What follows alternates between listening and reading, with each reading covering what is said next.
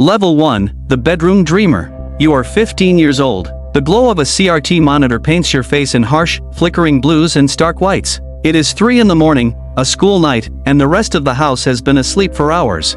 You sit slouched in a cheap, squeaky office chair, wearing a plain white t-shirt and slightly frayed blue jeans. Your thick, curly hair is an absolute mess, pushed back repeatedly by hands stained with ink and Dorito dust.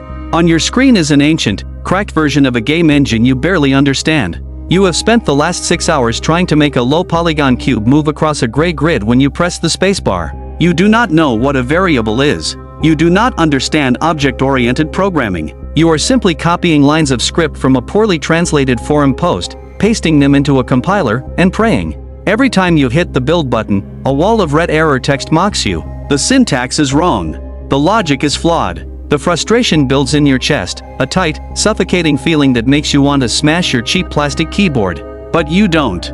You take a breath, wipe the sweat from your forehead, and check the code again. You find a missing semicolon. You add it. You hit compile. The screen flashes. The engine loads. You press the spacebar. The cube moves forward. In that single, fraction of a second moment, your entire brain chemistry changes. A rush of pure, unadulterated dopamine floods your system. You just manipulated reality. You spoke a language of math and logic, and the machine obeyed. You aren't just playing in someone else's world anymore. You have just laid the foundation stone of your own universe. You lean back in your chair, your curly hair resting against the headrest, a massive grin spreading across your face. The white t-shirt clings to your back in the stuffy, unventilated bedroom. You are exhausted, your eyes are burning, and you have a math test in 5 hours that you are absolutely going to fail. But none of that matters in the slightest. The real world has suddenly become secondary. You have discovered the godlike power of creation, and you know, with absolute, terrifying certainty, that you will chase this high for the rest of your natural life. Level 2, the Modder. You are 19. You are sitting in a cramped, cinder-block college dorm room. Your wardrobe hasn't changed, you are still rocking the classic white t-shirt and the faded blue jeans. Your curly hair is a bit longer now, framing a face that is perpetually illuminated by a dual monitor setup you bought with your summer job money.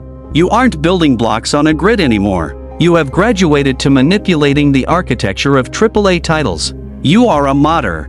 You spend your nights tearing apart the file systems of massive RPGs, unpacking their textures, reverse engineering their scripts, and bending their assets to your will. You are no longer alone in the dark. You are part of an underground community of digital mechanics.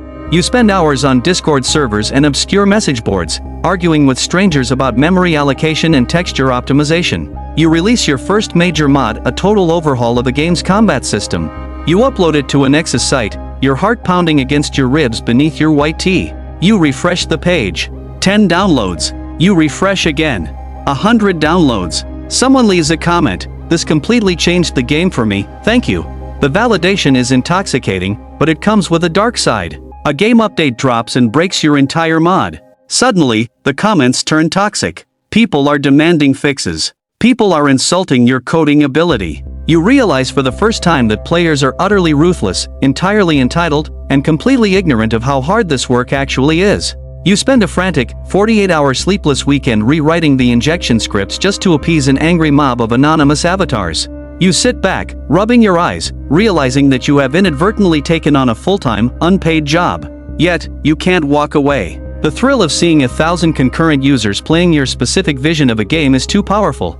You are learning the harsh realities of user feedback, version control, and community management, all while supposedly earning a computer science degree that feels increasingly irrelevant to the actual art of game development. Level 3, the QA tester. You are 22. Welcome to the industry. You have finally managed to get your foot in the door of a real, physical studio, but it looks absolutely nothing like the glamorous creative utopia you imagined. You are a quality assurance tester. You sit in a massive, windowless bullpen surrounded by 50 other exhausted young men and women. The air smells of stale coffee, anxiety, and ozone. You are wearing your standard uniform, the white t-shirt, the blue jeans, but your curly hair is neatly tied back, a vain attempt to look professional in an environment that treats you like an expendable cog. Your job is not to play games.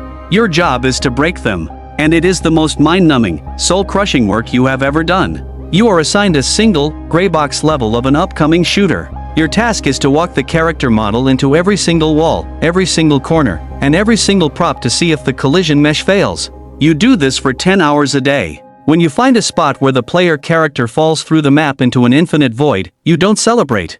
You open Jera, fill out a massive, bureaucratic bug report detailing the exact coordinates, the exact hardware specs, and the exact sequence of button presses required to replicate it.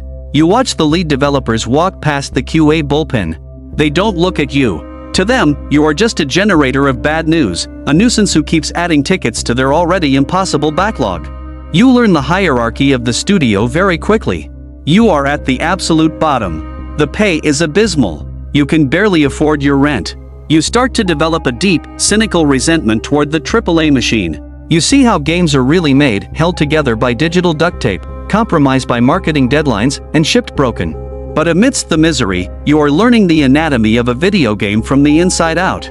You are learning exactly why games fail, how memory leaks happen, and what sloppy coding looks like. You are quietly building an encyclopedic knowledge of failure, vowing that when you finally get to write the code, you will never make these mistakes. Level 4, the Junior Programmer. You are 25. You finally escaped the QA mines. You passed a grueling technical interview, whiteboarding complex algorithms while sweating through your white t-shirt. You are now a junior gameplay programmer. You have a desk with a window, a salary that actually covers your bills, and a dual-screen workstation that costs more than your car. But the imposter syndrome is absolutely paralyzing. You look at the source code of the proprietary engine the studio uses, and it looks like an alien language. Millions of lines of C++ written by engineers who have been doing this since before you were born. You are assigned a tiny, seemingly insignificant task: fix the inverse kinematics on the player character's left foot when standing on a 30-degree incline. It sounds simple. It is not. You spend 3 weeks down a mathematical rabbit hole of quaternions, vector math, and skeletal rigging. You ask a senior programmer for help, and he sighs, giving you a 5-minute explanation that leaves you more confused than when you started. You stay late every night, your curly hair illuminated by the IDE's dark theme, running the build over and over again. The foot clips through the stairs. The foot bends backward. The character launches into the stratosphere. Eventually, through sheer, brute force trial and error, you fix it. The foot aligns perfectly with the geometry. You commit the code. A week later, the game ships. You buy a copy, boot it up, and immediately run to a flight of stairs. You stare at the character's left foot. It rests perfectly on the step. Nobody else in the world will ever notice it. No reviewer will ever mention it. But you know it's there. For the first time, your code is on a disk, in a box, sitting on shelves all over the world. You are a professional video game developer. You go to the launch party in your blue jeans, holding a cheap beer, feeling a strange mixture of profound pride and lingering terror that your code might still break someone's game. Level 5, the Level Designer. You are 28. You pivoted. You realized that pure engine programming wasn't satisfying your creative itch, so you transitioned into level design. You are the architect of the player's experience. You sit at your desk, your white t-shirt sleeves rolled up, your curly hair constantly being ruffled by your hands in moments of deep concentration. You are no longer just writing logic, you are manipulating human psychology. You are building a multiplayer map. You start with basic geometry, gray blocks, ramps, and sightlines. You spend months playing the same block out with the QA team. You learn the delicate, invisible art of pacing. You place a health pack exactly where the player will feel a sense of desperation. You curve a hallway just enough to obscure a sniper's line of sight. You use lighting not just to make the game look pretty, but to subconsciously guide the player's eye toward the objective. You realize that players are like water, they will always take the path of least resistance, and your job is to build the riverbanks. But this level brings a new kind of hell, iteration. The creative director walks by, plays your level for 3 minutes, and tells you it feels too cramped. He tells you to expand the middle lane by 20%. That simple request means you have to tear down weeks of meticulously balanced geometry, rebake the lighting, fix the NAV mesh for the AI, and retune every single spawn point. You swallow your pride, nod, and get to work. You learn that in AAA development, nothing is precious. You must be willing to murder your darlings every single day. The game ships, and you watch Twitch streamers play your map. You watch them pull off incredible flanks using a route you specifically designed. You smile. You are the invisible hand, the puppet master pulling the strings, orchestrating moments of joy and tension for millions of people without them ever knowing your name. Level 6, the Lead Engineer. You are 32. The innocence is completely gone. You have been promoted to Lead Engineer. You are no longer responsible for just a foot, or a single map. You are responsible for the entire technical architecture of a $100 million project. You are the guy holding the sky up. Your white t-shirt is premium cotton now, your blue jeans are designer, but the dark circles under your eyes are permanent. Your curly hair is starting to thin slightly at the temples from the sheer, unadulterated stress. You don't write fun code anymore. You spend your days putting out massive, catastrophic fires. The memory budget is completely blown. The frame rate is dipping into the single digits on base consoles. The publisher is demanding a vertical slice for E3 in 4 weeks, and the build crashes every 20 minutes. You are managing a team of 20 programmers, dealing with their egos, their burnout, and their mistakes. You spend your days in endless meetings, arguing with the art director who wants higher resolution textures, explaining to him that if you increase the texture pool, the game will physically not fit into the console's RAM. You are the bearer of bad news. You are the one who has to say no to features that sound amazing but are technically impossible within the deadline. You become the villain in the office. You initiate a brutal, 6-month crunch period. You sleep under your desk. You don't see your friends. Your relationships suffer. You are functioning purely on caffeine, adrenaline, and a terrified sense of obligation to your team. When the game finally goes gold, there is no joy. There is only a hollow, echoing sense of relief. You take a month off. You sit on a beach, staring at the ocean, and realize that if you do this for another 10 years, the AAA machine is going to physically kill you. Level 7, the studio founder. You are 36. You walked away. You left the stock options, the massive bonuses, and the prestige of the AAA studio. You remortgaged your house, maxed out your credit cards, and rented a tiny, dusty office above a laundromat. You are wearing your most comfortable, beat-up white t-shirt and your oldest blue jeans. You look at the mirror in the bathroom, running a hand through your untamed curly hair. You are terrified. You are an indie developer now. It is just you and a team of 4 people who trusted you enough to quit their jobs and follow you. There is no publisher money. There is no marketing budget. There is only the burn rate, the ticking clock of your dwindling bank account. You are making a game that you want to make. A weird, niche, deeply personal passion project that a corporate board would have laughed out of the room. But the reality of running a studio hits you like a freight train. You aren't just coding anymore. You are doing payroll. You are managing taxes. You are fixing the office internet.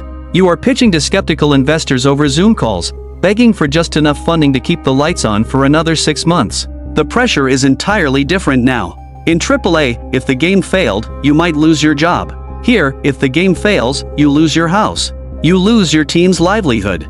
You work longer hours than you ever did in corporate crunch, but the pain feels different. It feels earned. You are writing the core gameplay loop yourself, diving back into the code, remembering why you fell in love with this medium in the first place. Every bug you fix, every mechanic you polish, feels like a piece of your soul being poured into the screen. You prepare for launch day with the grim stoicism of a soldier walking into a battlefield, knowing that the Steam algorithm is a cruel, unforgiving god. Level 8, the breakout hit. You are 39. Launch day. You sit in your modest office, surrounded by empty pizza boxes and half-empty energy drinks. Your team is gathered behind you. You hit the button to release the game on Steam. For the first hour, nothing happens. A few dozen copies sell. The dread pools in your stomach. You adjust your white t-shirt, wipe your sweaty palms on your blue jeans, and stare blankly at the analytics page. Then, a major Twitch streamer with 50,000 viewers boots up your game. You watch the stream live. The streamer laughs at a joke you wrote. They gasp at a plot twist you designed. The Twitch chat is moving so fast it's a blur of emotes and praise. You switch back to the Steam analytics. The sales graph isn't ticking up, it is violently spiking. 10,000 copies, 50,000, 100,000 copies in 48 hours. Your game has hit the cultural zeitgeist. It is trending on Twitter. It is on the front page of every gaming news site. The reviews are overwhelmingly positive. You are in a state of absolute shock. The money hits the bank account, and the number is so large it doesn't look real. It looks like a glitch in the UI. You have achieved the absolute pinnacle of the indie dream, but immediately, the tone shifts. You are suddenly a public figure. You get thousands of emails a day. Investors who ignored you a year ago are now begging to take you to dinner. Sony and Microsoft are calling your cell phone to negotiate console exclusivity. The weight of the success is heavy and disorienting. You look around at your tiny, messy office, at your exhausted, weeping team, and you realize that your life has permanently, irreversibly changed. You have won the lottery, but you also realize that the expectations for your next game are now going to be unimaginably, suffocatingly high. Level 9, the executive producer. You are 45. Your indie studio is no longer indie. You expanded. You have a massive, state-of-the-art office downtown. You employ 200 people. You wear a high-end designer white t-shirt and custom-tailored blue jeans. Your curly hair has touches of silver in it now, styled and trimmed by an expensive barber. You don't have the engine installed on your computer anymore. You haven't written a single line of code in over 3 years. You are an executive producer. You are a manager of humans, a guardian of the company culture, and a diplomat. Your days are spent in endless, high-stakes meetings. You review milestone schedules, negotiate licensing deals, and mediate disputes between the art director and the lead programmer. You are dealing with HR issues, PR crises, and community backlashes. When the community gets angry about a balance patch, they don't yell at a faceless corporation, they yell at you, by name, on social media. You have to develop an incredibly thick skin, smiling through death threats and toxic vitriol from the very people who claim to love your work. There is a profound sense of isolation at this level. You walk through the bullpen of your studio, watching the young, hungry junior developers staring at their screens, arguing passionately about collision meshes and variable types. You look at them with a deep, aching nostalgia. You remember what it was like to just be a guy making a game, rather than a guy running a business. You are wealthy beyond your wildest dreams, you are respected in the industry, but you feel utterly disconnected from the actual art of creation. You are the captain of a massive oil tanker, you can steer it, you can guide it, but you can no longer go down into the engine room and get your hands dirty. Level 10, The Legend. You are 55. You sold the studio to a massive publishing conglomerate for a sum of money that ensures your grandchildren will never have to work a day in their lives. You fulfilled your contract, mentored your replacement, and walked away. You are officially retired. You live in a sprawling, beautiful, quiet home overlooking the ocean. The industry views you as a visionary, a pioneer. They give you lifetime achievement awards at shiny galas, which you attend in a tailored suit, feeling completely out of place. You wake up early on a Tuesday morning. The house is completely silent. You walk into your private study. You are wearing a plain, slightly wrinkled white t-shirt and your favorite, most comfortable pair of blue jeans. Your curly hair is mostly gray now, wild and untamed just like it was when you were 15. You sit down in a high-end ergonomic chair and turn on a modest, powerful PC. You don't open an email client. You don't look at a spreadsheet. You double-click the icon for a brand new, modern game engine. The interface is different, the technology is light years ahead of what you started with, but the underlying logic is the same. The grid appears on the screen. It is empty. There are no publishers. There are no deadlines. There are no rabid fans waiting for an update. There is no team to manage, no payroll to meet, no expectations to fulfill. It is just you, the machine, and a blank canvas. You place a simple cube on the grid. You open a script editor. Your fingers, slightly stiff with age, rest on the keyboard. You begin to write a basic movement script. You hit compile. The screen flashes. You press the spacebar, and the cube moves forward. A small, quiet smile spreads across your face. After a lifetime of chaos, crunch, millions of dollars, and industry-defining success, you have finally made it all the way back to the beginning. You are a game developer. And you are finally ready to play.